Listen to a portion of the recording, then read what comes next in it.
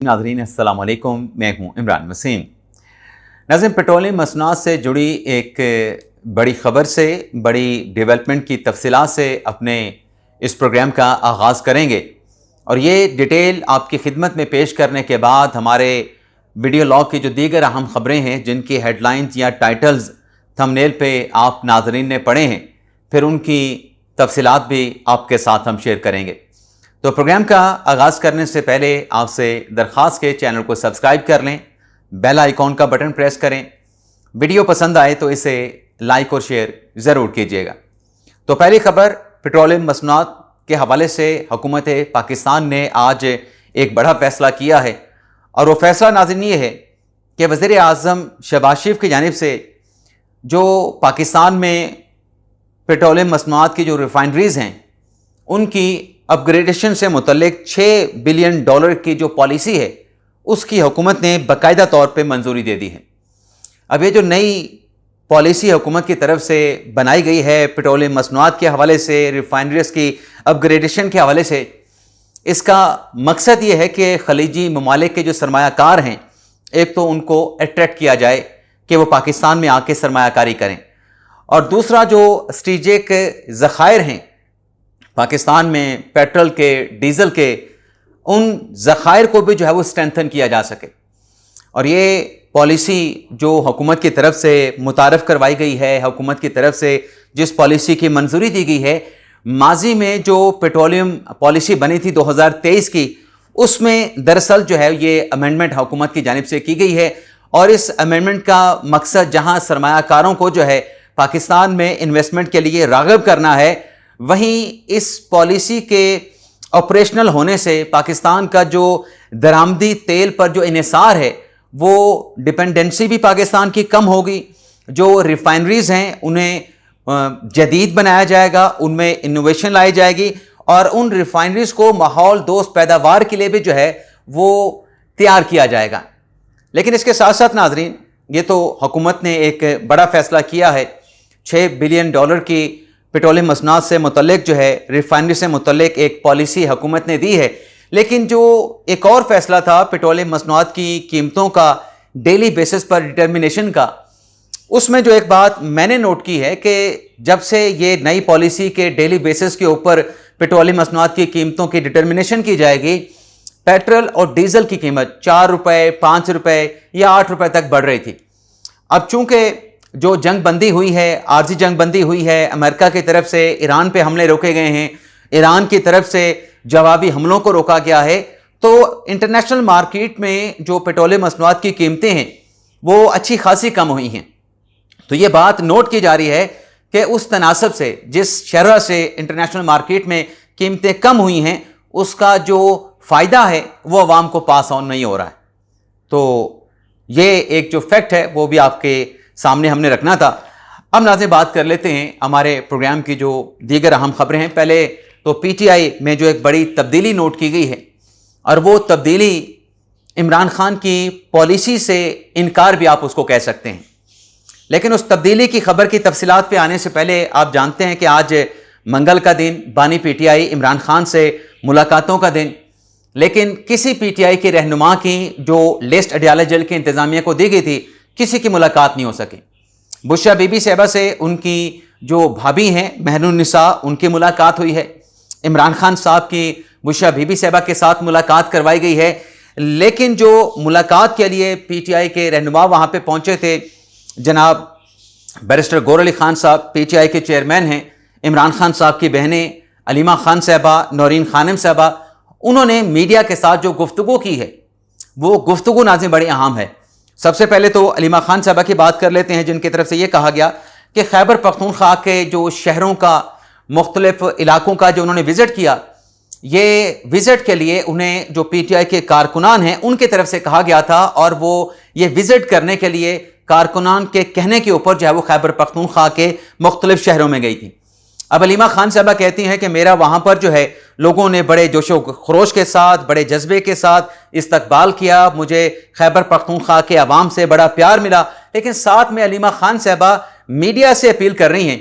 कि मौजूदा हालात में जो उनका खैबर पख्तूनख्वा का दौरा था वो सोशल मीडिया पे तो बहुत ज़्यादा फ्लैश हुआ, بہت زیادہ کوریج سوشل میڈیا پہ ملی، لیکن نیشنل میڈیا نے میرے اس خیبر پختونخوا کا جو دورہ ہے اس کو کور نہیں کیا، اس کو رپورٹ نہیں کیا۔ تو وہ صحافیوں کے ساتھ گفتگو کرتے ہوئے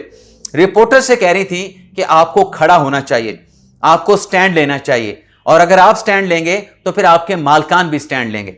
یعنی وہ بلیک آؤٹ کی بات کر رہے تھے کہ میڈیا کے اوپر مکمل جو ہے پاکستان تحریک انصاف کا بلیک آؤٹ جو ہے وہ چل رہا ہے۔ اسی طریقے سے نورین خانم صاحبہ، انہوں نے بھی میڈیا کے ساتھ گفتگو کی، لیکن ان کی گفتگو کیا تھی اس پر آنے سے پہلے نورین خانم صاحبہ کا جو سٹیٹمنٹ تھا پچھلے دنوں جو سوشل میڈیا پہ وائرل ہوا، اس انٹرویو پر، اس پوڈ کاسٹ پر این سی سی آئی نے ان کو نوٹس دے کے سمن کیا تھا۔ 20 جولائی کو بلایا تھا، پھر 22 کو، پھر 27 کی تاریخ دی گئی، لیکن کسی بھی پیشی پہ یا جو نوٹس تھا نورین خانم صاحبہ این سی سی آئی کی تفتیشی ٹیم کے سامنے پیش نہیں ہوئی تھی۔ اب یہ ہوا ہے کہ این سی سی آئی کی طرف سے نورین خانم کے خلاف جو ہے وہ مقدمہ درج کر لیا گیا ہے، اور اس مقدمے کی ایف آئی آر میں یہ کہا گیا ہے کہ ریاست اور اداروں پہ الزام لگایا گیا نورین خانم صاحبہ کی طرف سے، ریاست اور اداروں پر جو عوام کا اعتماد ہے اس کو مجروح کرنے کی کوشش کی گئی۔ مارکہ حق میں جو افواج پاکستان کی کامیابی تھی اس کو نورین نیازی صاحبہ نے اپنے پوڈ کاسٹ میں جھٹلانے کی کوشش کی اور منفی تاثر عوام میں پیدا کرنے کی کوشش کی، بار بار بلانے پہ پیش نہیں ہوئی، تو لہٰذا ان کے خلاف یہ مقدمہ درج کیا جا رہا ہے۔ مزید اس سلسلے میں جو سہولت کار ہیں، جو اس معاملے سے جڑے جو دیگر ایلیمنٹس ہیں، ان سے متعلق این سی سی آئی کی ایف آئی آر میں کہا گیا ہے، این سی سی آئی کا کہنا ہے کہ مزید تفتیش جو ہے اس معاملے پہ جاری ہے۔ اب اڈیالہ جیل کے باہر نورین خانم صاحبہ موجود تھیں، انہوں نے میڈیا کے ساتھ جب ٹاک کی تو وہاں پہ سوال ہوا کہ خیبر پختونخوا میں تو بڑا آپ کا استقبال ہوا، احتجاج کی کال بھی آپ نے دے رکھی ہے، لیکن اڈیالہ جیل کے باہر جب ملاقات کا دن ہوتا ہے تو پی ٹی آئی کے جو ارکان اسمبلی ہیں وہ نہیں پہنچتے، اس کی کیا وجہ ہے؟ اس پہ نورین خانم صاحبہ نے کہا کہ مجھے وجہ تو معلوم نہیں، لیکن یہ جو لوگ اپنا ایم این اے بنے ہیں، لیڈر بنے ہوئے ہیں، سیاسی رہنما بنے ہوئے ہیں، انہیں عمران خان کا شکر ادا کرنا چاہیے کہ انہوں نے، عمران خان نے ان کو سیاسی لیڈر بنا دیا، دیگر سیاسی جماعتوں نے انہیں پوچھنا بھی نہیں تھا، لیکن عمران خان کی وجہ سے یہ آج سیاسی لیڈر بن گئے ہیں، تو ان کو چاہیے کہ گھروں سے نکلیں، اڈیالہ جیل آیا کریں، اور جو لوگ آتے ہیں صرف وہی آتے ہیں، کارکنان آتے ہیں، خواتین آتی ہیں، لیکن یہ لوگ نہیں آتے، اور ان کو گھر سے نکلنا چاہیے، اور اگر یہ گھر سے نہیں نکلیں گے تو ان کی سیاست جو ہے وہ ختم ہو جائے گی، یہ نورین خانم صاحبہ کا کہنا تھا۔ لیکن ناظرین تبدیلی کیا آئی ہے، جو ایکچوئل سوال ہے، جو خبر ہے، اب آپ جانتے ہیں خبر کی ڈیٹیل پہ آنے سے پہلے کہ عمران خان صاحب کی ایک پالیسی رہی ٹی ٹی پی کے حوالے سے، تحریک طالبان پاکستان کے حوالے سے۔ عمران خان صاحب کہتے رہے کہ یہ لوگ جو ہے وہ گمراہ ہوئے ہیں، یہ ناراض ہیں ریاست پاکستان سے، تو ان کے ساتھ بات چیت ہونی چاہیے، ان کی ریہیبلیٹیشن ہونی چاہیے، ان کی آبادکاری ہونی چاہیے، لیکن ریاست کا موقف یہ تھا کہ یہ دہشت گرد ہیں، ان کے ساتھ کسی قسم کی بات چیت، کسی قسم کے مذاکرات نہیں ہو سکتے۔ تو خان صاحب کے موقف میں اور ریاست کے موقف میں ایک بڑا واضح جو ہے وہ فرق نظر آتا تھا، اور عمران خان صاحب اپنی پوزیشن پہ ہمیشہ مصر رہے کہ ٹی ٹی پی کے ساتھ بات چیت ہونی چاہیے، ان کے ساتھ مذاکرات ہونے چاہیے۔ لیکن اب کیا ہوا ہے؟ عمران خان صاحب تو جیل میں ہیں، خان صاحب کی اس وقت رائے کیا ہے وہ تو ہم نہیں جانتے، کیونکہ عرصے سے پارٹی کے کسی شخص کی، رہنما کی یا مرکزی قیادت کی خان صاحب کے ساتھ ملاقات نہیں ہوئی ہے۔ تو جو چیئرمین ہے پاکستان تحریک انصاف کے بیرسٹر گور علی خان صاحب، ان کا آج ایک بیان سامنے آیا ہے اڈیالہ جیل کے باہر، انہوں نے میڈیا کے ساتھ گفتگو کی، جس میں بیرسٹر گور کا یہ کہنا تھا کہ کسی صورت پاکستان تحریک انصاف جو ہے وہ تحریک طالبان کو سپورٹ نہیں کرتی ہے، بلکہ بیرسٹر گور صاحب نے کہا کہ جہاں جہاں پہ ٹی ٹی پی کے یہ لوگ موجود ہیں یہ دہشت گرد ہیں، یہ دہشت گرد ہیں، اور ان کے خلاف ایکشن ہونا چاہیے، یعنی ان کے خلاف کارروائی ہونی چاہیے۔ افواج پاکستان کے جو انٹیلیجنس بیس آپریشنز ہیں اس کو سپورٹ کر رہے تھے جناب بیرسٹر گور علی خان صاحب۔ تو عمران خان صاحب کی پالیسی سے ہٹ کے جو بیان دیا گیا ہے پارٹی کے چیئرمین نے، اس میں انہوں نے واضح طور پہ کہا کہ دہشت گردوں کے ساتھ بات چیت نہیں ہو سکتی، مذاکرات نہیں ہو سکتے، یہ انسان نہیں، یہ دہشت گرد ہیں، اور ان کے خلاف کارروائی کو ہم مکمل سپورٹ کرتے ہیں، اور ٹی ٹی پی کو پاکستان تحریک انصاف کسی قسم کی سپورٹ جو ہے وہ نہیں کر رہی ہے۔ اب ناظرین بات کر لیتے ہیں سیاسی وکٹوں کی، سیاسی کھلاڑیوں کے کلین بولڈ ہونے کی۔ ناظرین آزاد کشمیر میں الیکشن ہوا، میرپور ڈویژن میں رزلٹ آپ کے سامنے آ چکے ہیں۔ मुस्तफा नवाज ने 13 में से 9 नशिस्तें जीत ली हैं और पीपल्स पार्टी को सिर्फ 4 नशिस्तें मिली हैं। यानी आप कह सकते हैं कि पहले मरले का जो आज़ाद कश्मीर का इलेक्शन हुआ है उसमें नून लीग ने क्लीन स्वीप कर दिया है, लेकिन मजमूई तौर पे जो सीटें हैं वो पीपल्स पार्टी और नून लीग में तकसीम हुई हैं। इस्तेकाम पाकिस्तान पार्टी या जो कश्मीर की लोकल मकामी जो सियासी जमातें हैं वो कोई सीट भी हासिल नहीं कर पाई हैं। लेकिन इन नताइज पर बिलावल भुट्टो ज़रदारी ने शदीद रिजर्वेशन का इजहार किया है और धांधली का इल्ज़ाम लगाया है। अब बिलावल ज़रदारी ने जहां धांधली का इल्ज़ाम लगाया वहीं उन्होंने रियासत से एक अपील भी की है। लेकिन बिलावल साहब के बयान के कंटेंट्स पे आने से पहले इस इलेक्शन में बड़े बड़े जो बुर्ज हैं, बड़े बड़े जो खिलाड़ी हैं, वो अपनी सीटें जो है वो रिटेन नहीं कर सके। मिसाल के तौर पे आज़ाद कश्मीर के जो वज़ीर आज़म थे अनवारुल हक साहब, वो अपनी सीट हार गए हैं,